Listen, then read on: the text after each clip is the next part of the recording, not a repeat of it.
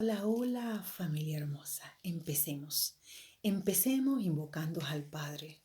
Padre de misericordia, amoroso, misericordioso. Hoy venimos a tu presencia y nos presentamos tal como estamos, Señor. Nos presentamos con un corazón humillado, con un corazón arrepentido, dispuesto porque así nos quieres tú, nos quiere dispuesto. Padre, hoy no estamos esperando tener un terreno preparado. Posiblemente el terreno nunca estaría preparado para que llegue la semilla, pero nosotros entendemos que tu palabra es viva, que tu palabra es fértil, que tu palabra donde llega da fruto y lo das en abundancia. Tú, Dios misericordioso, no necesita de tierra fértil para producir, porque tú eres un Dios que donde llega produce. Tú eres un Dios que donde llega da fruto. Por lo tanto, tú necesitas de nosotros un corazón dispuesto para recibir la semilla. Y luego la semilla al llegar dará fruto en abundancia, porque tu palabra es vida, porque tu palabra es viva, porque tu palabra al salir y al volver no llega vacía. Padre, hoy solo queremos pedirte de tu presencia, de tu compañía, y que tú pongas en nuestros corazones la palabra que te plazca según tu deseo y voluntad. Todo esto te lo pedimos en el nombre de Jesús nuestro Señor, de Jesucristo, quien has resucitado y quien vive entre nosotros. Amén. En el día de hoy vamos a leer a Hechos 2, capítulo 2, versículo 14 hasta el 40 y dice: Entonces Pedro se presentó con los 11, levantó su voz y habló en esta forma: Hombres de Judea y todos ustedes que están de paso en Jerusalén, entiendan lo que pasa y pongan atención a mis palabras. No estamos borrachos como ustedes piensan, ya que apenas son las 9 de la mañana. Pero ha llegado lo anunciado por el profeta Joel. Antes que nosotros sigamos con el tema, es importante que tú y yo entendamos por qué Pedro está aclarando, por qué Pedro está haciendo claro y preciso de que no estaban borrachos los 12, de que las acciones que estaban teniendo en ese instante no era reacción de una borrachera, sino era la acción del Espíritu Santo. Es importante recordar porque en aquella época, antes que llegara Jesús, el Espíritu Santo solamente era revelado, era enviado a los profetas. Ahora, luego que llega Jesús, también es enviado a nosotros. Y vemos que dice Pedro, pero ha llegado lo anunciado por el profeta Joel. En los últimos días, dice, Dios derramará mi espíritu sobre todos los mortales, sus hijos y sus hijas. Profetizarán los jóvenes, tendrán visiones y los ancianos tendrán sueños. En esos días yo derramaré mi espíritu sobre mis siervos y mis siervas y profetizarán. Vemos muy claro y preciso que la novedad que el profeta Joel está anunciando es que ahora también su pueblo, el pueblo de Cristo, vas a recibir al Espíritu Santo. Ya desde el tiempo de Joel se está anunciando la llegada del Espíritu Santo luego de la venida de Jesús. Jesús con su presencia, con su llegada, trae a nuestras vidas tantas manifestaciones maravillosas, una vida en toda plenitud. Pues Jesús no permite, luego de la resurrección de su presencia entre nosotros, regalos que eran simplemente para algunos. Por ejemplo, los profetas eran, puedo yo decir, privilegios. Solo los profetas podían recibir el Espíritu Santo, pero luego que llega Jesús, entonces es una gran novedad de que nosotros como pueblo, si nos redimimos, si estamos bajo su su mandato, si hacemos sus leyes, o sea, si hacemos las cosas según su voluntad, nosotros también tendremos el privilegio de poder recibir el Espíritu Santo. En esos días yo derramaré mi espíritu sobre mis siervos y mis siervas y profetizarán. Haré cosas maravillosas arriba en el cielo y señales milagrosas abajo en la tierra. El sol se convertirá en tinieblas y la luna en sangre antes que llegue el día del Señor. Día grande y glorioso. Esta es una señal que tú y yo tenemos que tener claro. Poder escudriñar la palabra de Dios y poder entender las señales claras que Él nos está dando de qué pasará antes de que llegue el día glorioso. Esto nos ayudará a entender en el momento que veamos ciertas señales si verdaderamente lo que se dice por ahí es símbolo de su llegada o no. Y así nos ayudas a entender si quien se dice llamar Jesús o quien quiera llamarse en los días de hoy, que es representante, o como usted puede entender, usted sabrá cuáles son las señales que tú y yo tenemos que ver antes de.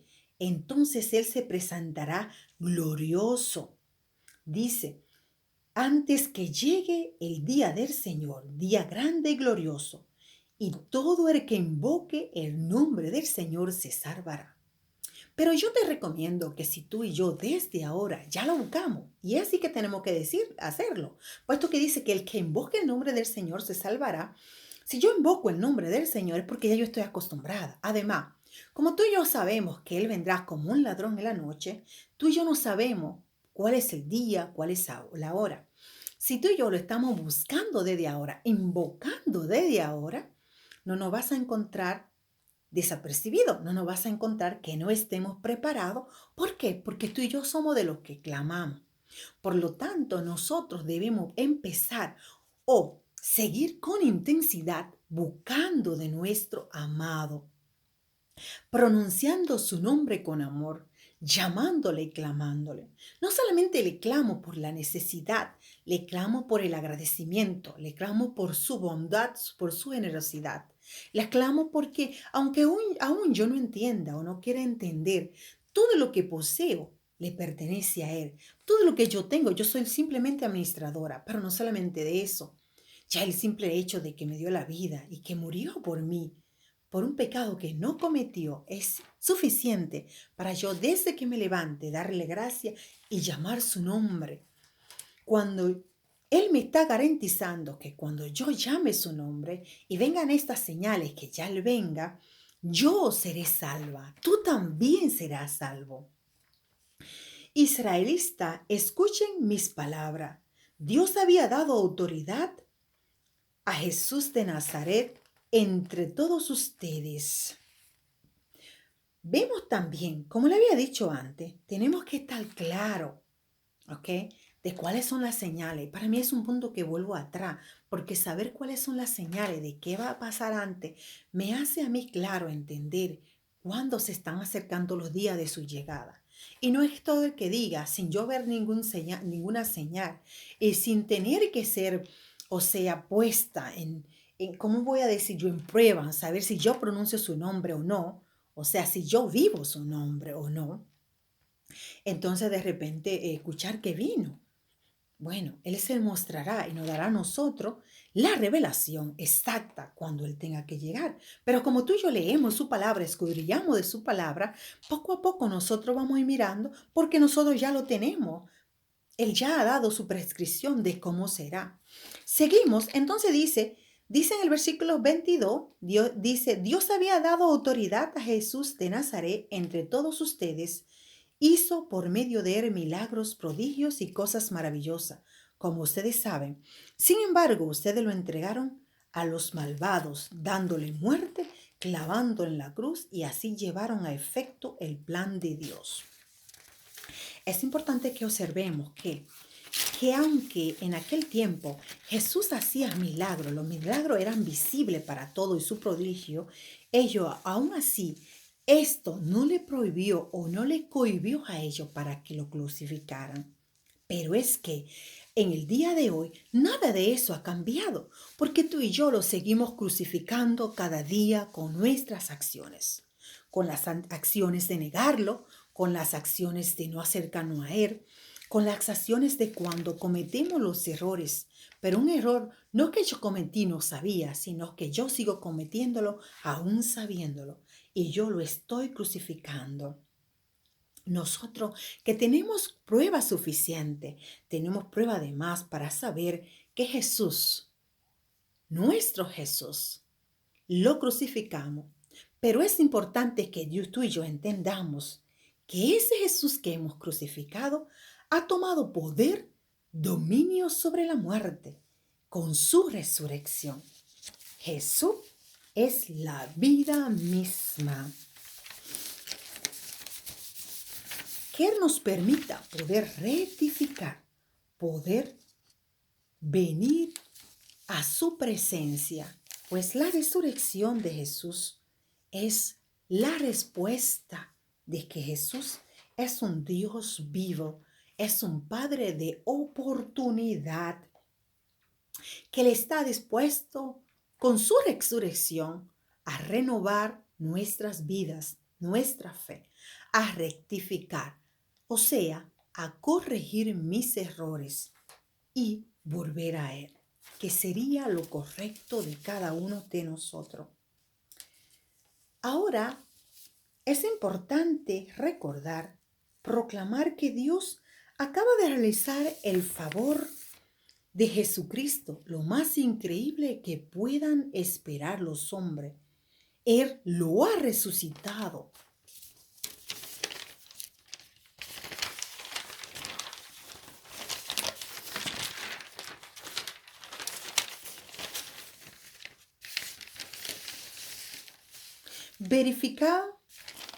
Verificado las promesas de la historia, y esto lo vemos del 25 al 31. Mediante Jesús llegarán a todos los hombres la resurrección. O sea, que por Jesús vamos a heredar la resurrección. Aquellos que son hijos la heredarán. Aquellos que buscan la promesa, pero heredan a aquellos que son hijos, y son hijos aquellos que tienen una relación íntima con el Padre. Este Jesús que ustedes crucificaron es un Jesús perdonador, es un Jesús dador de oportunidades. Seguimos. A él Dios lo resucitó y lo libró de los dolores de la muerte, porque de ningún modo podía quedar bajo su dominio.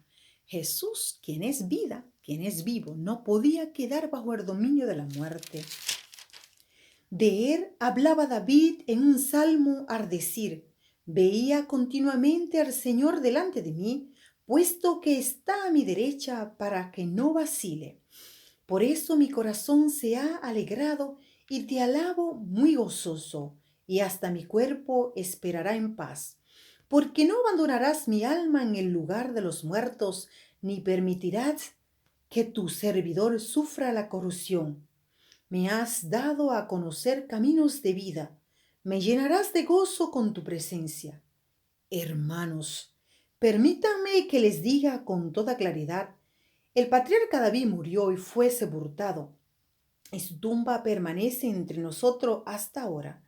Pero como él era profeta, sabía que un descendiente de su sangre se sentaría en su trono, según Dios le había asegurado con juramento. Por eso vio de antemano la resurrección del Mesías, y de él habló al decir que no fue abandonado entre los muertos. Wow, Jesús no fue abandonado entre los muertos, ni su carne fue corrompida. Este Mesías es Jesús, y todos nosotros somos testigos de que Dios lo resucitó, y engrandecido por la mano poderosa de Dios, ha recibido del Padre el Espíritu Santo prometido. Hoy lo acaba de derramar, como ustedes ven y oyen.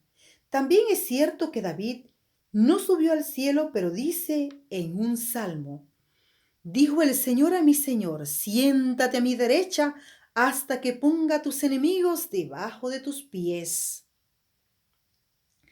Sepa entonces con seguridad toda la gente de Israel que Dios ha hecho Señor y Cristo a este Jesús a quien ustedes crucificaron.